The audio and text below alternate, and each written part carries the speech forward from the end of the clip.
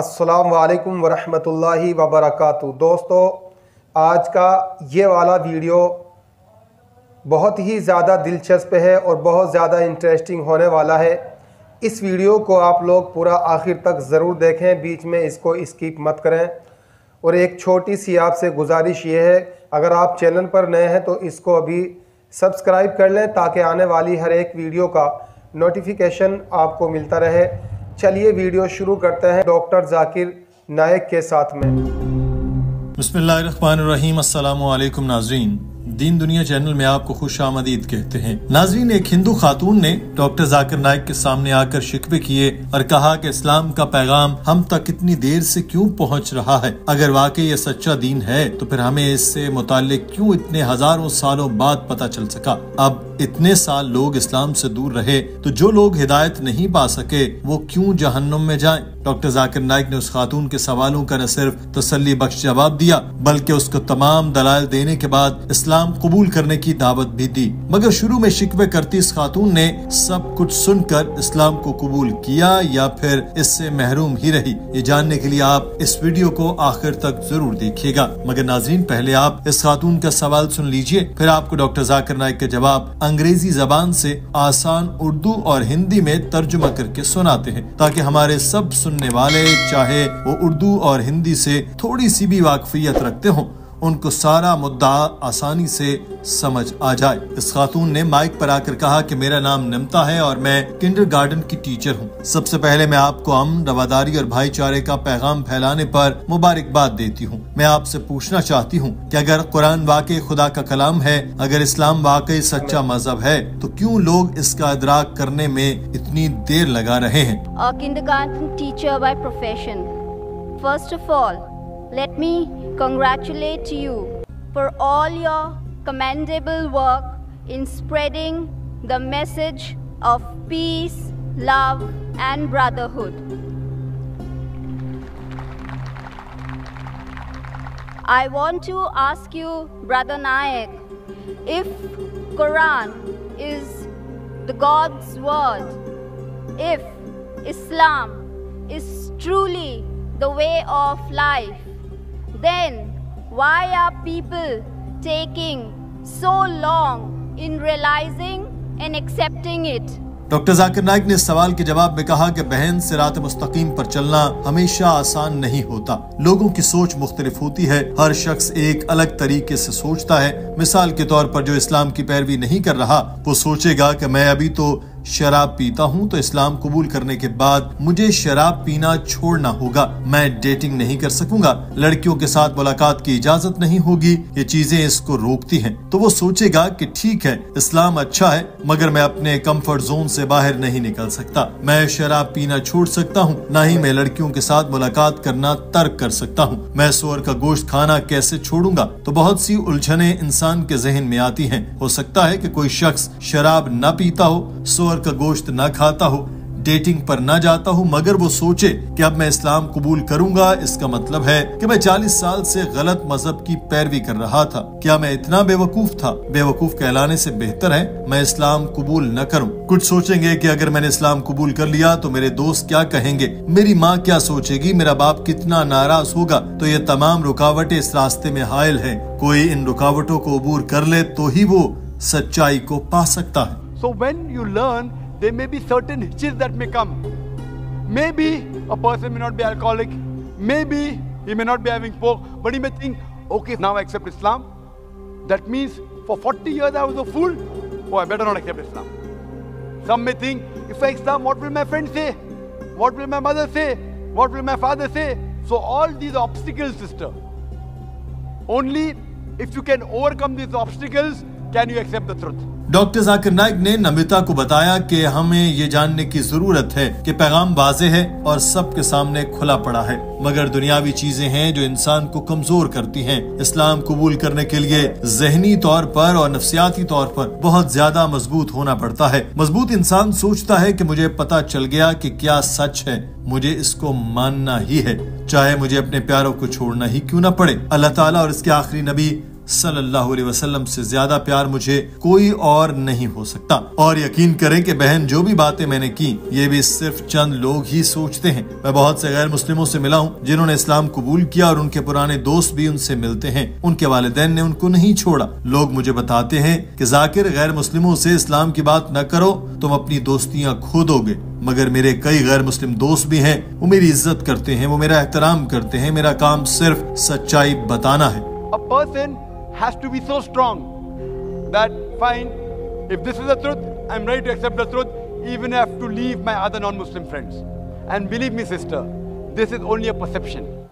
I know many non-Muslims who have accepted Islam and yet they have got their old friends. And people tell me, oh Zakir, don't speak to non-Muslim, you lose their friendship. I've got very good non-Muslim friends also. MashaAllah, they respect me. You have appreciated me. MashaAllah, you're a non-Muslim. So my job is to present the truth. Doctor Zakir Naik ने उस खातून को बताया कि इरशाद बारी ताला है कि दीन के मामले में जबरदस्ती नहीं है। बेशक हिदायत यकीनन गुमराही से मुमताज हो चुकी। फिर जो शख्स शैतान को न माने और अल्लाह पर ईमान लाए तो उसने मजबूत हल्का पकड़ लिया जो टूटने वाला नहीं, और अल्लाह सुनने वाला, जानने वाला है। इस आयत के मुताबिक भी हमें हमारा काम बता दिया गया कि हमारा काम सिर्फ और सिर्फ पैगाम आगे पहुंचाना है। अगर कोई शख्स हमारा पैगाम सुनकर सच्चाई को कबूल नहीं करता तो इसका जिम्मेदार भी वो खुद होगा। अगर अल्लाह ताला हर किसी को मुसलमान बनाना चाहता तो इसके लिए बहुत ही आसानी है। यह कुरान पाक में भी लिखा है। सूरह यूनुस में अल्लाह ताला ने इरशाद फरमाया कि और अगर तेरा रब चाहता तो जितने लोग जमीन में हैं सब के सब ईमान ले आते, फिर क्या तू लोगों पर जबरदस्ती करेगा कि वो ईमान ले आए? अल्लाह ताला के लिए तो ये बहुत ही आसान है। कुन फयकुन के हुक्म पर ही हर काम हो जाए। मगर फिर इम्तिहान कहाँ रह गया? अल्लाह ताला कुरान पाक में फरमाता है कि जिसने मौत और जिंदगी को पैदा किया ताकि तुम्हें आजमाए कि तुम में से किसके काम अच्छे हैं, और वो Ghalib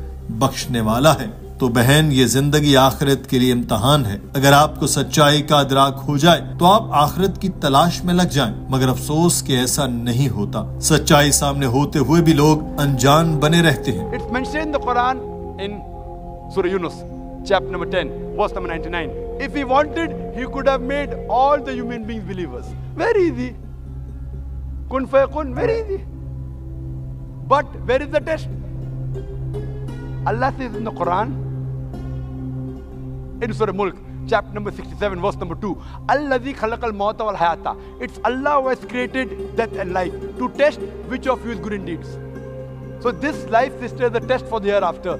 Now when a person realizes the truth, everything you realize the truth you don't follow. Doctor Zakir Naik ने नमिता से कहा कि असल काम ये है कि हम अल्लाह ताला और हजरत मोहम्मद सल्लल्लाहु अलैहि वसल्लम के अहकामात और हिदायत पर 100% अमल करें। मगर कोई इंसान ऐसा नहीं कर सकता। अगर चाहे तो कर सकते हैं, मगर आम इंसान के लिए बहुत मुश्किल होता है। मगर फिर हमें बेदिल होकर सब कुछ छोड़ नहीं देना चाहिए कि मैं तो 100% अमल नहीं कर पा रहा तो कैसा मुसलमान हूँ। अफसोस में ही रहें और नमाज का वक्त गुजर जाए, कुरान की तिलावत न करें। ऐसन अमल तो ये है कि हम 100% अमल करें, लेकिन अगर नहीं कर सकते तो जितना हो सके उतना तो करें। कुछ लोग 80% अमल करते हैं, कुछ 70%, कुछ 50% तो कुछ 40%। मगर जो मरकजी चीजें हैं इन पर हमारा ईमान जरा सा भी डामाडोल नहीं होना चाहिए, और वो अल्लाह ताला के एक होने पर यकीन है, उसके ला शरीक और वहदानियत पर हमारा मुकम्मल और 100% ईमान होना चाहिए। हमें ये ईमान लाना है कि हजरत मोहम्मद सल्लल्लाहु अलैहि वसल्लम अल्लाह ताला के आखिरी पैगंबर हैं।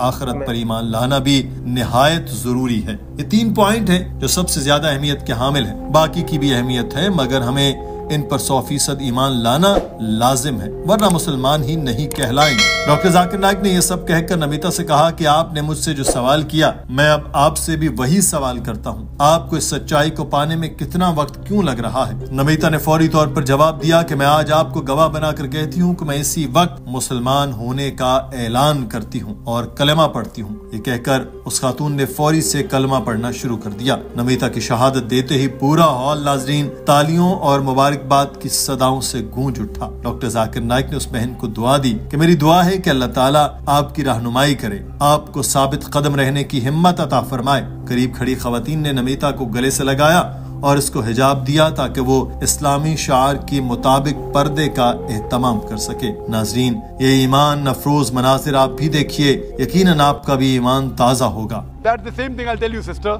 You ask me the question, I'll ask you the same question. Then what is taking you so much time to accept the truth, sister?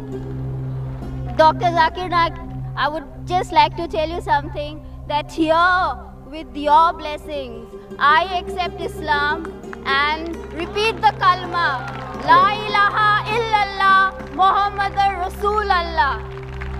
MashaAllah sister, may Allah bless you and may Allah come to Jannah inshallah. Welcome you sister. And may Allah subhanahu wa ta'ala bless you and grant you Jannah. Ameen. नाज़रीन, कहा जाता है कि जब मर्द की सोच में कोई तब्दीली आती है तो अपने घर को बदल देता है, लेकिन कोई खातून तब्दील होती है तो वो पूरे मुआशरे को भी तब्दील कर देती है। और नमिता तो एक टीचर भी थी। हम उम्मीद करते हैं कि दायरा इस्लाम में दाखिल होने के बाद नमिता न सिर्फ अपने पास पढ़ने वाले बच्चों, अपने अहले खाना, बल्कि अपने इर्द गिर्द मौजूद तमाम अफराद को अपने तर्ज अमल में एक मुस्बत तब्दीली से मुतासर कर रही होगी। इसी उम्मीद और दुआ के साथ हमें इजाजत दीजिए। अपना ख्याल रखिए। अल्लाह हाफिज। दोस्तों, वीडियो कैसा लगा, आपकी क्या राय है, कमेंट बॉक्स में ज़रूर बताना। इस वीडियो को ज़्यादा से ज़्यादा लाइक और शेयर ज़रूर करना। अगर आप चैनल पर नए हैं तो इसको अभी सब्सक्राइब कर लें ताकि आने वाली हर एक वीडियो का नोटिफिकेशन आपको मिलता रहे। अस्सलाम वालेकुम व रहमतुल्लाहि व बरकातुहू।